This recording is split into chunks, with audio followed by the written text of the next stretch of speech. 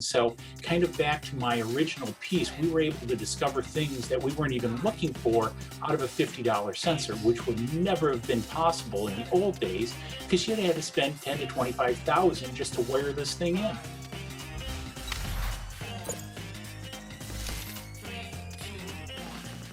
I love your pillows. You got a Reese's cup pillow and a Hershey candy pillow. Yes, actually, those are for each one of our dogs. We have two Yorkie poos. One's named Hershey because he's brown, and the other one is Pasha Ala Reese, or hence Reese Pieces. Plus, it's my favorite candy. It is the peanut butter cups, Reese's, and the Reese Pieces. Growing up, here's a fun story for you. So my cousins, I was a bigger kid. And my cousins thought it'd be funny to get me to do things for candy. Yes. And so they said if you can run around the house 15 times, we'll give you a piece of another Reese's. But I'd already eaten a bunch of candy before that, and they knew this, and so they got me to get sick because they were fun cousins, right? In the pursuit of candy. And they just saw me in the front yard, and they're like, "What's wrong with Joel?" And my cousins were just laughing. And got a little tummy ache running around after eating a bunch of candy. But there you go. Well, it's just, good thing you didn't have, farm-based cousins and city-based cousins, because then there's always the electric fence story. So. Oh, that's true. Did you live out on the farm? Yes, it is true. I'm very experienced on the farm. Yes. What do you think about that new, or at least it's new for me, but this regenerative, have you heard of regenerative farming? Not really. No. So it's basically I should not be explaining it, but it's a concept in farming, and it, you'll use your chickens, and then maybe some of the byproduct from the chickens will help feed these other animals, and sort of you have this ecosystem. It's a regenerative ecosystem. And so some of the people were talking about taking that regenerative farming concept and applying it to organizational structure. And so I was listening to a couple of people talk about that, and it was actually pretty interesting, regenerative organizations. I'm going to have to look that one up. My background is actually organizational dynamics. My undergrad is in organizational dynamics, and my master's is actually in international finance. So, but my grandparents had a farm, and that's what we always used to do. Is the chicken and cow manure always went back out in the field as fertilizer. I mean, back in the day, this synthetic chemical stuff didn't exist. So I guess what's old is new again. Yeah, that's typically how it goes. That's the story of life, right? It's regenerative in nature. Exactly. I have to look that one up.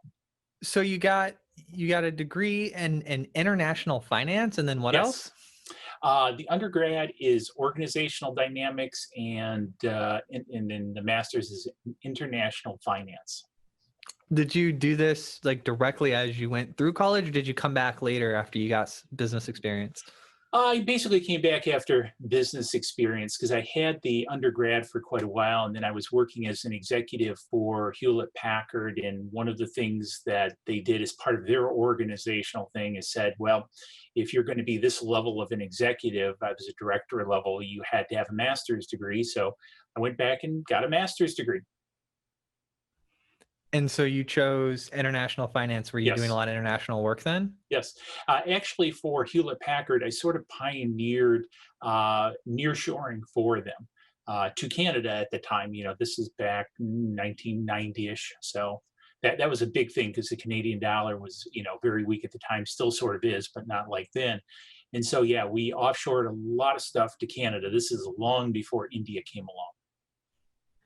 That is so cool, man. I was reading through your whole bio, and I was like, you're a man of the world, lots of traveling, international finance. Was that a really useful degree? It sounds like it would be. Yes. Because, the interesting thing, what a lot of people miss about the role of a CTO, it's not just about technology, but it's the conversion of technology into business opportunity. And that's really what I focus on for T-Systems. How do I take technology and turn it into competitive opportunity for our clients? That is a very succinct, clear way to put that. Yes. You've been doing this a while. I've been doing it. You can tell by the gray hair. Yes. It's been a number of years. So, I got to talk with I think it was another CTO so there's two CTOs at T Systems. Well, there's actually a number of us. You actually, I think, spoke to David Smith. He's part of operations for our North America cloud operations. So we have actually inside T Systems, we have, as you found out, I think from David, we're part of the DTAG group. So, our sister company is T-Mobile, and T-Mobile US, you got to meet, I think, Cody Sampson, who's their CIO, working for Neville Ray, who's the CTO. They're great guys. And so with that, for T Systems, we're really the business to business end of DTAG. And with that, Max Ahrens is our group CTO. And then there's a board, a CTO board for T Systems. And on that board, I head up energy and manufacturing. There are a CTO for basically cloud services. And this is at a global scale. What David is working at is for North America. So I actually work for T Systems International in part of that board. So my focus is on energy and manufacturing. Do you notice as you get to be a part of that board and that international organization, are you noticing that, or do you have opportunities to coach some of the other people? Like, do you get to do that, or Yes. how does that work? Yes, and that's actually part of the idea behind the board structure. We also have account CTOs, because I also serve as the account CTO, for example, Shell and BP in the oil and gas is working with their CTOs and CIOs to, again, deliver competitive advantage in those spaces. I also, because I'm located here in Detroit, Michigan, and have a big history, also help out the automotive guys in manufacturing. Yeah, I think I think it's Magna is out there. I believe Yes, that. yes, they're one of our Yeah. customers. Yes, Oh man, I great got to company. talk with their CTO. Yeah, great people, great Yep. company. We were talking a little bit about their talent pipeline, how they're interfacing with some colleges, and it Mhm. was really cool. Yes, So you want to talk a little bit about industrial IoT and 5G. correct. What's going on there, my friend? Oh man, a lot, especially pre-COVID. COVID set this back a little bit, but actually, kind of interestingly enough, the COVID-19 event has kind of put a spin on this whole piece because, obviously, a lot of industry, got the brakes put on. However, now what we're seeing is obviously, especially here in the United States, a lot of sovereign repatriation of business, and to be competitive or to actually do that repatriation is taking technology such as 5G and industrial IoT. Some of the things that we offer is, obviously going back to our wireless heritage with the T-Mobiles, because not only do we have T-Mobile here in the United States, is it T-Mobile Netherlands, Germany, we have the most, around the industrialized world. So with that, we can provide the connectivity for, edge compute infrastructure for industrial IoT, which allows us to help our clients do some really interesting things. Any projects that you are like particularly excited about? Yes, one of them that we've done. The interesting thing, Joel, is when we really look at some of this stuff. Especially with 5G and industrial IoT, what a lot of companies miss out is that they look at it and say, all right, what's my return on investment, or what's my goal out of doing this? And that's where I think they make a big mistake. One of the CEOs that I've worked with their company on, his people came to him and said, "Hey, look, boss, we want to do this big and IoT project, industrial-based IoT project." And he says, "Well, what am I going to get out of it?" And they said, "I don't know." And his response was, "Well, you're asking for millions of dollars to do this project, and you don't know what the outcome is."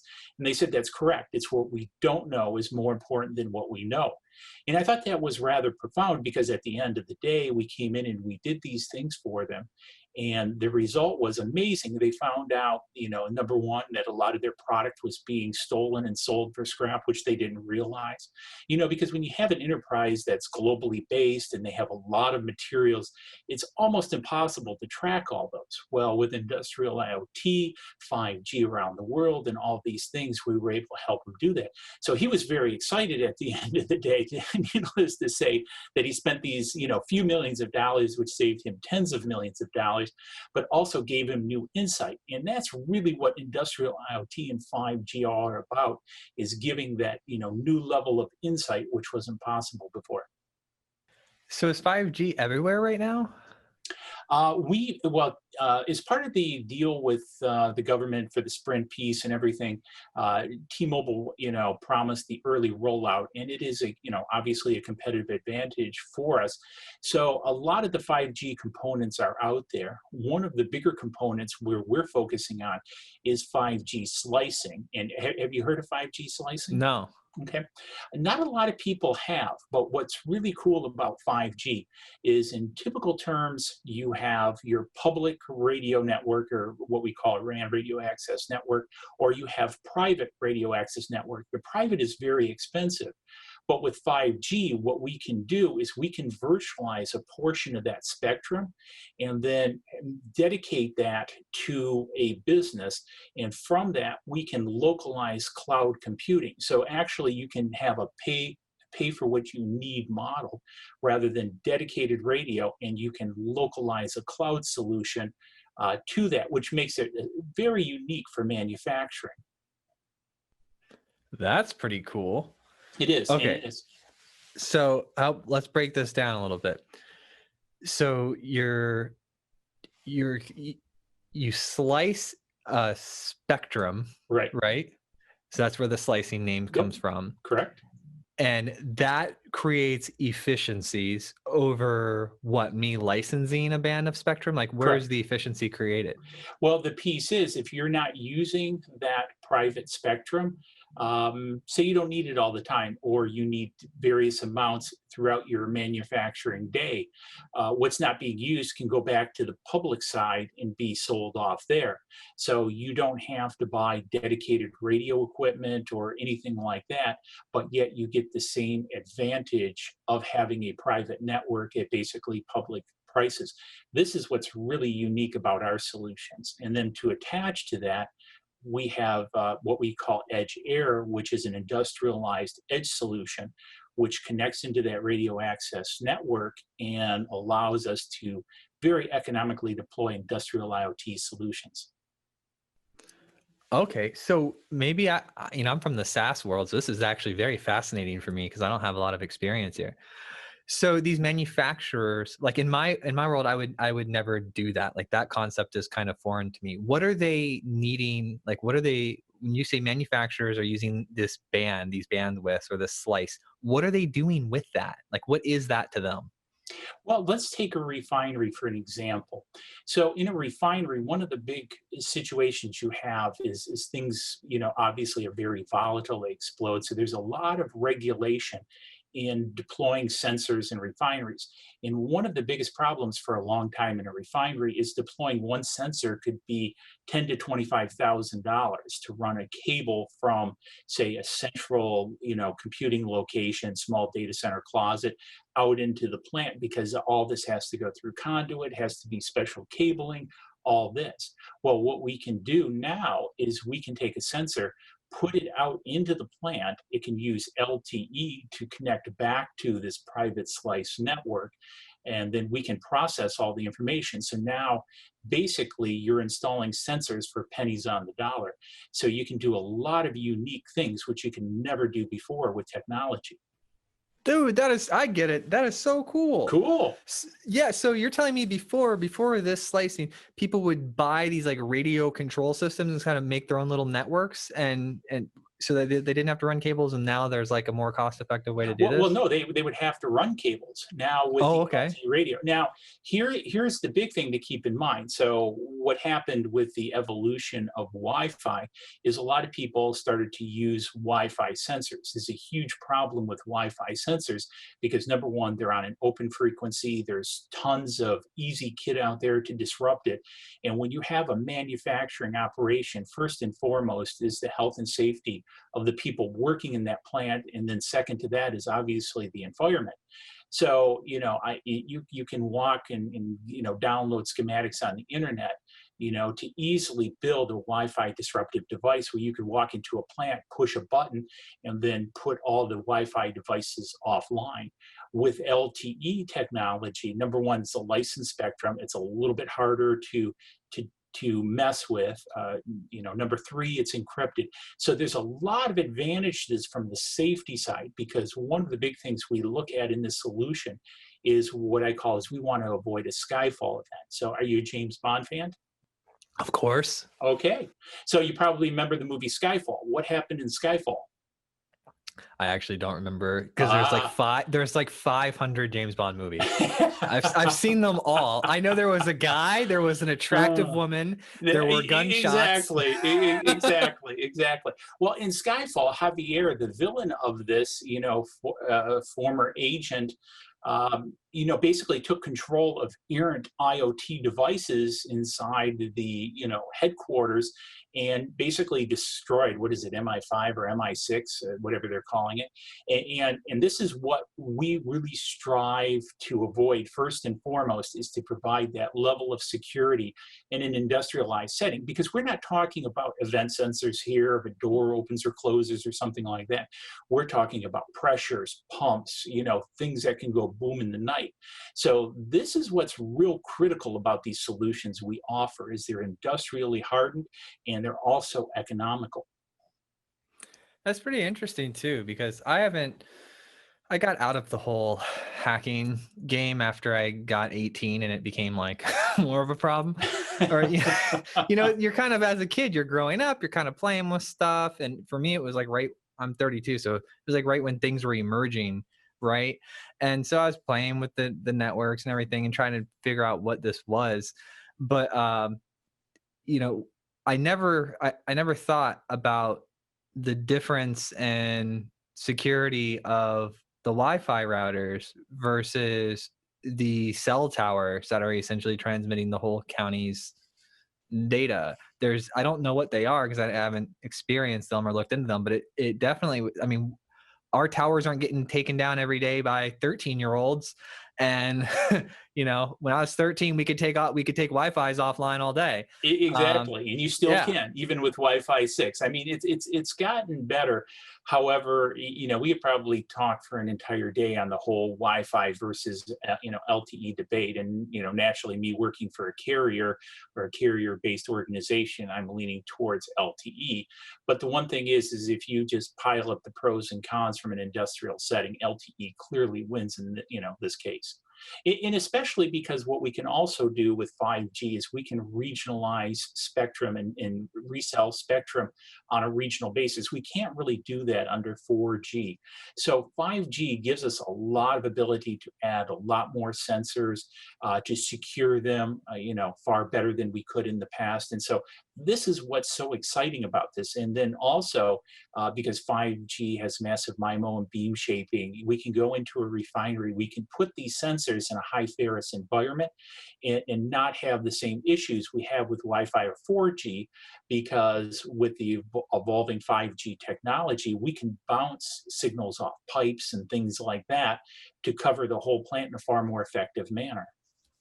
So are you mainly focused on, it sounds like you're mainly focused on infrastructure, but my next question is, do you also get into like predictive analytics and things like that? Absolutely, absolutely. So I've got a great story for you. So we were asked to come in by a refinery operator. So in the oil and gas field, you have downstream, midstream, and upstream. Downstream produces basically the gas and sells it and that kind of stuff. Midstream, does the trading. Upstream extracts it from the ground. So in the downstream scenario, this downstream refinery operator called us in, and their chief operating officer goes, "Look, Joe, we've cut costs as much as we could over the past 5 years. We now need to be more competitive, and we feel industrial IoT will allow us to do that." So they actually had one of our competitors in there earlier, and number one, they could not throughput the amount of data they needed. Because here's the other challenge, Joe, of industrial IoT, is what we're looking at is we're not looking at event-based data. In other words, like with LoRa or something, when we open or close a door, that's an event. It sends a little packet, door open, here's the time, door closed. For predictive analytics, we have to stream vast amounts of data, and we have to do it 24/7. And this is the other place where the slice network comes in, is it's a cost-effective solution for me to move a bunch of data. So one of the things that we did is we took a $50 acoustic sensor, epoxied it to basically a 25-year-old pump, and we were able to show this chief operating officer how we could do some really crazy things, because we took this acoustic data at 48 kilohertz that we were sending over LTE. We processed it in some interesting math from that actually came out of DoD work for submarine propellers, because what's a pump but a big impeller, right? So we were able to, number one, look at the cavitation of this pump. We were able to look at the performance of the impellers of this pump. We were able to understand the fluid that this pump was handling. So kind of back to my original piece, we were able to discover things that we weren't even looking for out of a $50 sensor, which would never have been possible in the old days, because you'd had to spend 10 to 25,000 just to wire this thing in. Whoa, that is actually really cool. It makes for an impressive customer presentation. It does. It does. It actually, and we actually have these set up in our innovation center, where we have a pump and we have these various sensors, as I just mentioned, and we can put the pump into a certain state, and we can help our clients visualize this, because then what you do is you expand this out with vibration sensors and obviously other sensors, and start adding in artificial intelligence. So even if we go back, in the same vein, with industrial IoT, video is another important aspect of industrial IoT, because video cameras are super cheap and you get a ton of information from them. So for example, if you take your existing security system in a plant, so for example, like in the Middle East, basically they mandated that all the critical infrastructure at the plant be monitored by a camera. And so, what we suggested is take that data from all those security cameras, which the company was seeing as a liability, and just let an AI and algorithm sort through it and see what it discovers. And it's literally amazing, because here you have all this data you think is liability, the security footage, which really turned out to be a competitive advantage. That's pretty cool. You could spend thousands of dollars engineering a special gauge, or you could just point a camera at the gauge. Exactly. Exactly. And there are tons, for example, as we look at the COVID situation, so a lot of people are looking at, thermal cameras for temperature sensing and things like that. We're actually looking at, what about micro flushing, because as you and I are talking, as our body dynamics change, we're blushing in, just a matter of a split second with every heartbeat. So if we watch with enough frame rate, we can actually see that. And we can also monitor body conditions that, for example, your heart rate, potential blood pressure conditions. We can know all kinds of things from that video. I want a little HUD, heads-up display, that shows my current mood. Exactly. My heart rate. Yeah. Exactly. Well, actually, there are several apps out there for the iPad that actually do this, and they monitor. Yeah, they'll tell you your heart rate and a bunch of other stuff about you just from utilizing micro flushing in the cameras, because it just looks at the hue of your skin, at a very fast rate. So there are tons. This is enabling tons of fascinating technologies to be developed, because really the cost or the challenge has always been, how do you move this massive amount of data to make value out of it? Because this is the one thing, as you talk about predictive analytics, you need, for predictive analytics to really work, I see a lot of my clients, they go to, their data historian, their Pi historian, and they take very low frequency data and they attempt to utilize artificial intelligence and algorithms to predict the future. The problem is, with coarse data, you get coarse prediction. To get detailed prediction, especially 7 to 11 days into the future, you need high frequency data. And we work quite a bit with the National Instruments down in Austin to utilize a lot of their sensors and software to create these predictive analytics systems for industry. So how connected are you? How close are you to the teams that are getting to actually make this technology? Well, you're looking at the guy that dreams it up. So I'm the grandfather of basically the edge computing for T System, the Edge Air offering, as well as basically most of these industrial IoT solutions. Because one of the things, again, the viewers may be aware of it if they're in manufacturing, is ISA 95. This was a standard created in 1995, and I think last updated 2003, that kind of predicates how IT, or really OT, because when we're talking about plants, we're talking operational technology. So on one side you have operational technology, OT. On the other side you have IT. So the question for the past couple decades is, how do you bridge this? And again, we could talk quite a bit about this, but in the simple aspect, to really get business value out of it, you have to get real-time OT data into the IT side of the house, but yet you need to do it securely. And that's really one of the big things that we're working on, is really bringing these pieces together. Because if I fall back to the slice model, because remember, one side's public, one side's private. So on the public side, I can do track and trace to trucks or trains coming into my refinery. And on the private side, I can do operations in the refinery. So I can take my logistics data from the public side, run it through a bunch of algorithms, inside the edge, and I can tune my manufacturing process to match the arrival of trucks, trains, and all that kind of stuff. So we can really increase the efficiency, because as I was sharing with the pump example, in the petrochem business, there's a process called tolling. One day they may run one chemical, the next day they may run another, and the pump doesn't know what chemical it's running. It doesn't know the specific gravity. It doesn't know the point of shear or cavitation for that fluid. Well, with that $50 sensor, I can now say go from 80% productivity on that pump to near 100% productivity, because I know when it's cavitating. I also know how that impeller of that pump is going to work with the fluid it's handling. So again, I've done this for basically $50.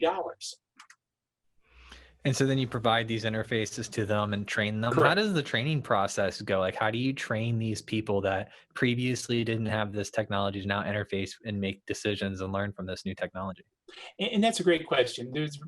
Because really what we see, there's really two camps. There's one camp that asks us to help with that, and there's another camp that says, hey, we want you guys just to be the plumbers. And we're good with both camps. For example, with the one with the $50 sensor and the pump, their challenge to us was to be the plumbers, move a bunch of data, and their data scientists are making value of that at a higher level. However, we also work with many different companies. It must have been about 6-8 months ago, end of last year, we signed a deal with Siemens for MindSphere.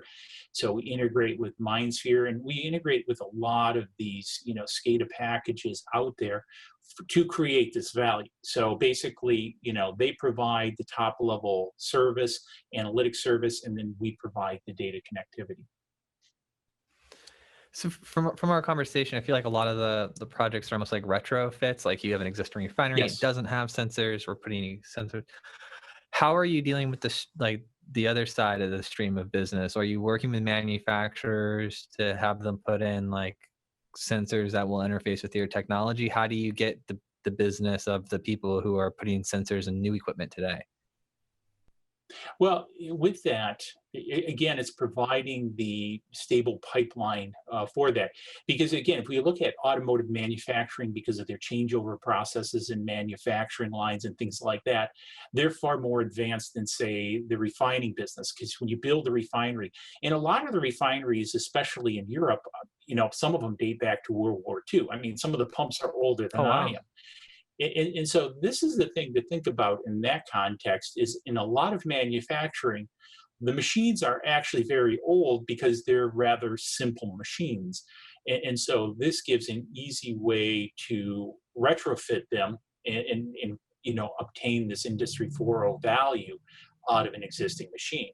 Now, when we start looking at some of the more advanced pieces, again, they have these built in to the equipment today. And so we simply interface with them, obviously, through direct LTE, and we process it on the edge, just like we would the retrofit, but, the sensors are integrated. Oh, that's pretty cool. Because yeah, like with cell phones, right? You have the manufacturer of the cell phone, but then they build it so that it'll work on, the networks, right? Different networks. So I'm sorry, by the way, is my internet cutting out? Because I just got a little message on my computer. And we're back. Okay, I think I'm back. All right. Yeah, you were like 30 to 40 seconds off from me. And I was like, oh, I've never seen the lag get that bad before. Crazy. Everybody working from home. That's what it is, man. We need to get them all on some 5G. Exactly. Yeah, exactly. Exactly. When do you think like consumers when will I be able to have 5G in my iPhone?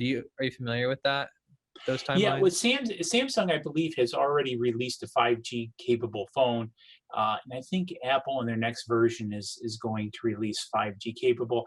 But that's not where the excitement of 5G really comes from. It's really in the industrialization, the sensors, and all that kind of stuff. So yeah, your YouTube videos or Netflix is going to stream, a little bit faster and a little bit less, flickering. But again, the exciting part I think people miss is 5G is going to enable all the stuff we were just talking about. And so like sensor data that would travel on. So is this 5G slicing? Is the slicing only available in 5G? There's no Yes, 4G slicing? yes, Okay. yes. Because the interesting thing is, what one of the big differences between 4G and 5G is they virtualized a lot of the functionality of 4G into 5G. So that's how we can split this off. So basically, think of it as running a bunch of virtual machines or Kubernetes instances or containers that split that segment off. And so that's what 5G gives us. So rather than buying dedicated hardware, the functionality is virtualized. Is one of the big pieces, and that's what allows us to do this. So, what are you most excited about today? We know we got the 5G stuff. I know you're doing a lot of cool project with the refineries, but what's like the thing that is getting you up out of bed in the morning? Basically, every day we sort of discover something new that we can do with this technology, and that's to me what's really exciting. So, before COVID came along, I wasn't messing around with micro flushing, and now I am. A lot in the video detection arena obviously is coming up. So every day I get to discover something new, and that's what's really cool. And getting to work with a lot of our larger customers in energy and manufacturing, I get to see all these different problems and challenges, and that's what gets me up in the morning is helping solve these problems. Have you thought a lot about like the Starlink and the different things that like Musk and some Mhm. other companies are doing? How is that going to impact this world? Well, I think anything that adds to communication is a good thing. From the aspect of we're going to be creating more and more data. And I mean, it's sort of an old cliche about this, but that, as I mentioned early on, predictive analytics, especially good predictive analytics, depends on lots of data. So the more data that we can get, the better off we are. And obviously, there's some interesting applications for Starlink because one of the challenges I was given is autonomous vehicles in the Congo. So yeah, you don't have too many cell towers in the Congo, in the deep jungle of the Congo. So that's something where potentially, something like Starlink or, non-terrestrial based, would, work out or be a use. You put a bunch of wireless sensors inside of the snakes. Yeah. Well, actually, the mining vehicles. So a lot of the mining operations now are autonomous, and a lot of the ships are now autonomous. And so because you really think about it, we kind of went about this a little bit the wrong way with autonomous cars because there's a whole bunch of them packed together. So it makes it far more difficult than you throw us humans in there. But now, our planes for many years have been flown on autopilot. So now our ships are being sailed on autopilot. And so trains operated like that, mining equipment. So the autonomous arena is really growing a lot faster than what people think. And this is one of the things that they miss about the bleed over into, the automotive industry of autonomous driving. So it's really us humans that are sort of a little bit getting in the way of autonomous driving because we're so erratic. But Yeah, I was having a couple conversations, but I've got a few friends in Australia that do like big mining, like ore mining. So they've got the like hundreds of acres, and they've got the yep, vehicles that are 50 feet tall yep, and giant wheel. those are the ones I'm And talking about. yeah, and he was telling me, he's like, dude, they're autonomous. And I was like, Yes. what? He's like, yeah, because those are private lands, first of all. So you don't even have to worry about being on public roads and autonomy. And I was like, he goes, yeah, he goes, the first few times you see one of these like skyscraper things moving and there's no one Moving, no inside one of in it, it. no one Yeah, in it. he's like, it's a little bit odd, but you get used to it. Yeah, exactly. And they, because again, you don't need people. They can run 24/7. You kind of extrapolate that out in different perspectives to the industry as a whole that this technology is going to allow. And one of the things that's become very clear in artificial intelligence is that the more data we have, the smarter the intelligence becomes.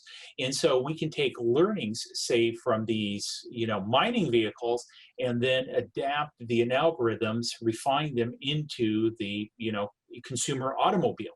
So that's one of the things that are moving so fast. So Has anyone, like, I know Musk is putting up Starlink, but has any of the other major carriers like announced any satellite projects to compete or be similar to them?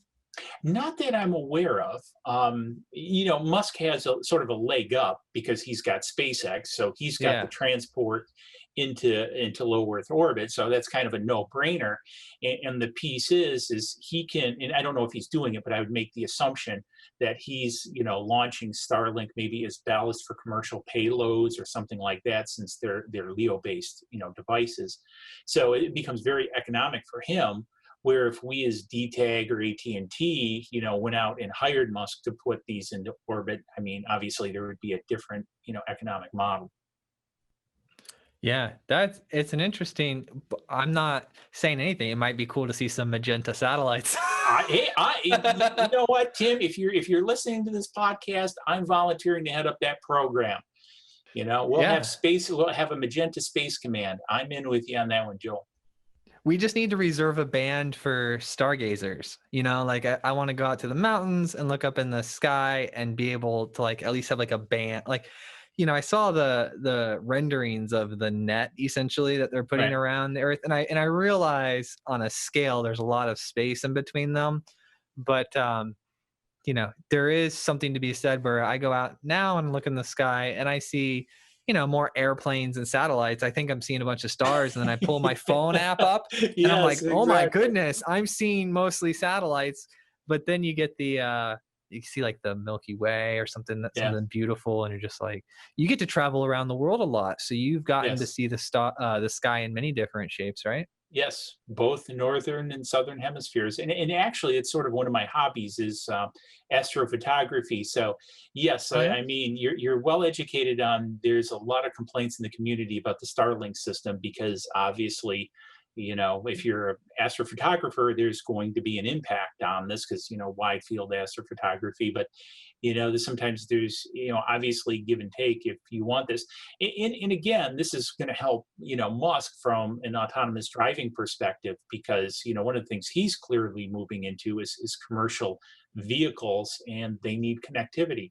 Because this is one of the big challenges folks don't realize. If you take like a Tesla with say 250,000 vehicles on the road or whatever small number, or you take a General Motors or a Ford, it's easy to get connectivity for 250,000, but it's hard to get connectivity for 5 million vehicles. And so this is again, it's interesting to watch how Elon plays the corner cases to fill in the puzzle, if you will, of all the different pieces. So he's in the autonomous driving business. Now he's putting up satellites to control his own connectivity into these vehicles. And so yeah, Elon's an interesting character.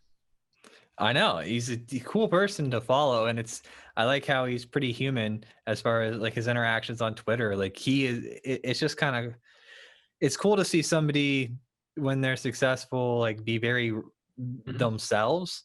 mhm. Whether, because I mean, there's not this air of perfection. It's just like, dude, this is who I am. This is how I act. This is how I behave. This is what I do, and it's just nice to kind of see. And today, I think in about an hour, we're having Yes. our big Yep, launch. about an hour. Yes, I'm excited to see that. I'm kind of glad they pushed it off. So, I'm, obviously being a child of the '60s, watching Man First Step on the Moon, it's exciting to see us take those steps back. However, back to Musk. Do you realize why he's so? What do you? Let me ask you this, maybe in different terms. Why do you think he's so successful? His upbringing. I mean, I've been a fan of his story. I read his biography and have been Hmm. following him for a while. Um, his resilience at a young age. I mean, I identify with a lot of those things. I had, got hit by a car when I was young, had to learn how to walk again, and Ooh. that taught me more about life than anything. Hmm.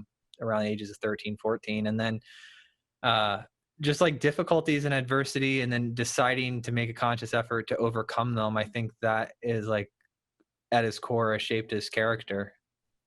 Well, the interesting thing I found, because at the onset of this discussion, one of the things we talked about is I shared the story of the CEO and his folks approaching him about doing a pilot with industrial IoT. And they said, we don't know what we're going to find. That's the thing I personally think about Musk is he's willing to invest, to explore, to find something he doesn't know is there. For example, Yeah. with the ventilators, I mean, I thought it just absolutely fascinating. They were able to take Tesla car parts and build the ventilator. And he didn't, let the preconceived notions of the medical world, stop him. And this is to me what excites me about Elon is him looking at it that way. Because to share a little bit of an interesting story, obviously in the oil and gas field, we do deal with a lot of subsurface data. Companies looking for oil, right? Well, at least when oil was a little bit more per gallon than it is now. I was in a very high level meeting one time, and this is going back about a decade ago, and they kept all their subsurface seismic data on tapes. And I looked at them and I said, why are you keeping this on tape? Why don't you put it on disk? And they said, Joe, it's really expensive to do that. And we've already ran all the algorithms against it that we could to look for oil and gas. I turned and looked at him and said, have you looked for the Ark of the Lost Covenant? And these five gentlemen just looked at me, literally like I had a third eye. However, what I explained to them is, yes, you've looked for oil and gas, but you have this massive view into 3 miles deep into the Earth's surface. Why don't you let an AI and algorithm look for something else that you've totally, because maybe your business is no longer oil and gas, maybe it's mining, maybe it's something else. We, I think, just allow ourselves to be bound by preconceived conceptions. And I think that's where Musk throws those away and says, everything I approach is an empty slate. I'll take it a step farther and I'll say it's a trend of traits I see in successful people. They Yes. tend like in like in the most like realistic way, you're always I'm on a path of self-discovery. Just that's me and that's my story. I'm always trying to figure out myself and figure out why I'm weird or why I'm different or why I see things differently. And one of the things I found is that like I have some filter on the way I see things that just happens to be different. I'm not great at articulating it, but I just see them in like very simple concepts. And I found that really successful people like yourself and other people I get to talk with, I find that there's a connection between their ability to see complex things simply and just see directly to the source relatively quickly. It's almost like they're, oh, did we cut out? Yeah. Oh. Yeah. The Zoom gods aren't being so generous today. Or I don't know. I don't know. Somebody in China is watching what we're saying. I don't know. One or the other. Oh man. Yeah, that or it's just the networks today, Yeah. Some days are better than others, but um circle back, I've just seen that ability to see things simply and clearly is a Yes. successful trait that I've seen across people. Yes. Because that's why I'm fascinating with the Google's, 10x thinking and things like that. Because that's one of the reasons I, got the undergrad in organizational dynamics. Is everything we do is really about, you know, us as a person, and it's not about the technology. We shape the technology. A lot of people think the technology shapes us, but we really shape the technology. And that's where I'm also a big Marshall McLuhan fan too, I so haven't heard we're, of this. Who's this oh, person? you've got, oh, well, you're a youngster at only 32. Marshall McLuhan, where the medium is the message, where the means of communication really shape the message. And Oh, he's I've done, heard those a things. Yep. Canadian, yeah, he was a Canadian professor, great guy. As far as that, so, up there with Clayton Christensen, who unfortunately just recently passed away, but really did some great work in basically, how people think about things, receive messages, and that kind of stuff through media, various mediums, if you will. How do you think our society is doing? Let's talk some abstract, fun stuff. Like, how do you think our society is doing as far as like culture and getting space and deep thinking? Do you think we're overworked? Do you think we're finding balance? Like, where do you think we are in the maturity of ourselves as a people? Wow, that's a hard question. I think it's a tiered question. I think, again, having organizational dynamics, as a background, I've written a number of books. One of them is the Quincy effect, where I talk about it because everybody's at a little bit different place on the Maslow's ladder, if you will. And this is one of the things when you're building a team, working together as a community, when you have people that are seeking safety, and then you have people that are, traveling to enlightenment, the two don't mesh. In other words, the two can't see together. And I think that's in our society today a lot of what we're looking at. I think there's a lot of dynamics that have changed in the socioeconomic profile that has created this mass separation. I don't believe it's the fact because people like Gates or Zuckerberg have so much money and the whole Pareto's 80-20 thing so much with, those guys being so far in the extreme, just to use them as an example. But I do think that it is that dynamic in our society of we're spreading out Maslow's ladder quite a bit. And I think that's why we're seeing a lot of this political consternation that we have over the past, 4 years. I think that's put brilliantly too, because I've been aware of the hierarchy of needs, and Mhm. but the way you described it, you're right. There's different collections of people at different stages Right. and development, and I think it's amazing that we all work together. And then I also see the need for more nuanced thinking versus one rule applies to everything. I Hmm. think, and that's what got me thinking through this whole COVID thing about decentralization of core services, and core services being housing, food, energy. Um, do you think that we're going to see decentralization of those things? Are they already decentralized and I just Yes. don't know it?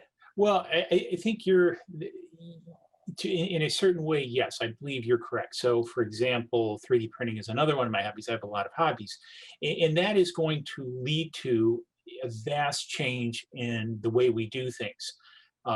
Because we can decentralize the production of goods with 3D printing, really easily.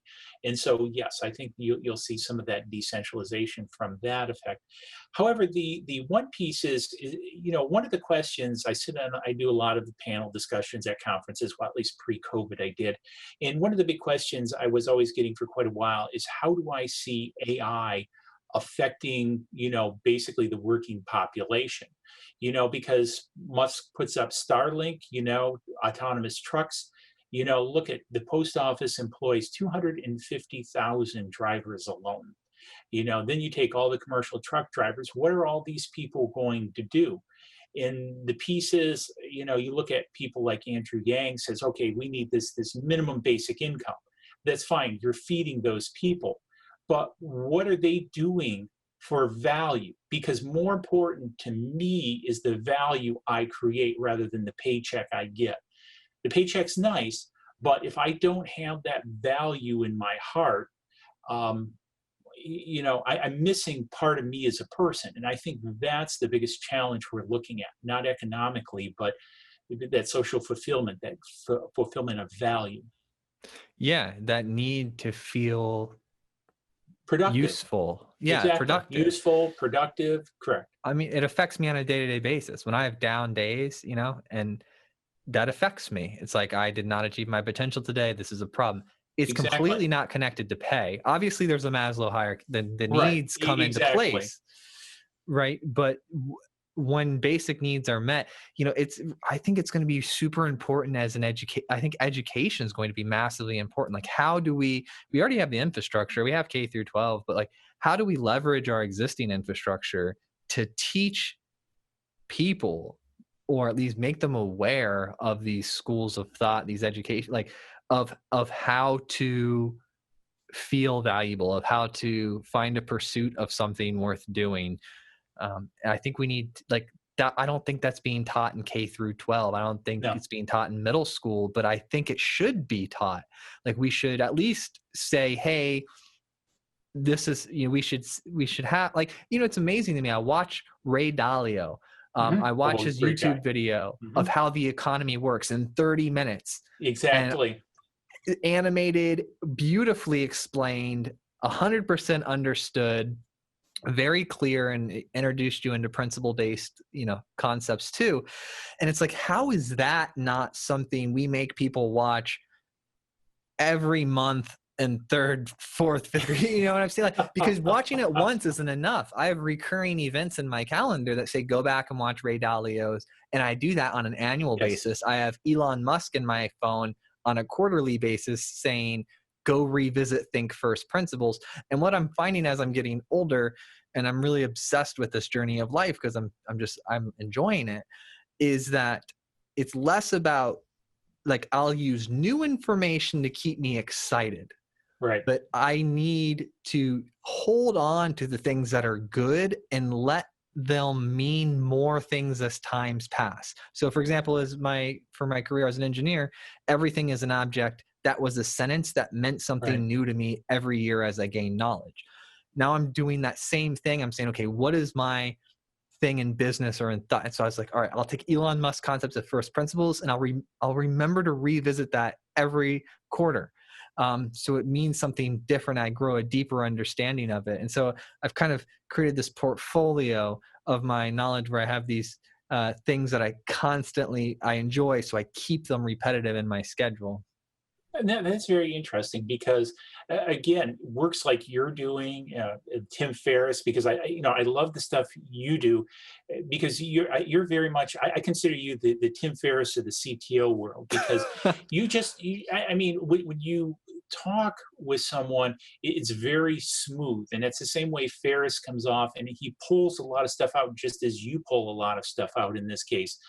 So when we talk about, Ray Dalio, which that dude's just a savant when it comes to economics. He's, the original Dune movie, I've watched that like 30 times, and I'm not a person to rewatch it because I learned something new. Ray Dalio is the same way. Just like you said, you can listen to him 10 times and you'll walk away with something new 10 times. But, that's where I'm excited about what guys like yourself and Ferris are doing, because again, you're putting this stuff out there, and you're also sort of, I think, bridging the gap between people like myself in the broader audience. Because again, you put me up somewhere, I do a lot of public speaking, I can get a little bit, savantish myself, and, hey, look at this cool thing way over here. But I think then it takes perspective like you're pulling in here, and Ferris does, to, here's the bigger humanistic picture, if you will, because that's really what counts, is the humanistic picture, not so much the technology. Oh yeah, I became really fascinated with this question: what are the humans building? It came to me like one day on a run, and I was thinking, okay, I'm talking to these different people. This person's in oil and gas. This person's healthcare. My brother and stepmom are in healthcare. My dad was in technology, and I'm sort of looking at, now I own a business, and so I have a sales team and I have production teams, and I'm kind of seeing, and then I'm looking at, ants work and build a mound. And if you walked up to the individual ant, you would say, I'm doing my own free will and I'm just enjoying life. But clearly they're building something bigger than themselves. And so I was thinking, or maybe I heard it from a thought experiment. Like if I'm standing on Mars looking at Earth, what are the humans building? Right. And the reason being is because I heard this really smart person say, find out what's going to happen, and then you say it's going to happen, and that's how you look smart. There you go. Yeah. And so I was like, where is the world headed, and what are we doing, and what are we building? And then I actually found like having these conversations is the thing in life I enjoy most. I'm sad when I don't get to do podcasts. Like I like talking to people like you. You've got your expert level knowledge in multiple areas, extremely accomplished, and someone with a wealth of experience. And if I had a dream, Joe, it would be waking up and talking to the brightest people in the world every day. And I think I'm living that dream. Yeah, And you you're one are. of those people. Exactly. Exactly. So keep it up, Joe. We need it. Thank you. And thank you for the compliment. Is there anything that we definitely want to point some people? How do we get business for you? Like, what's the call to action? Is there some way we can direct the right people to you? Well, basically, if you're interested in, any of the things that I shared today, please reach out to me via LinkedIn, or I'm sure that probably Aaron will give you some contact information. But I'm, also your listeners should feel free to, connect with me on LinkedIn. I think, as you saw, I blog quite a bit. I do a lot of posts about this, and so because I'm also very passionate about this interaction too, so they can reach me through LinkedIn. It's probably the best way, and keep in touch.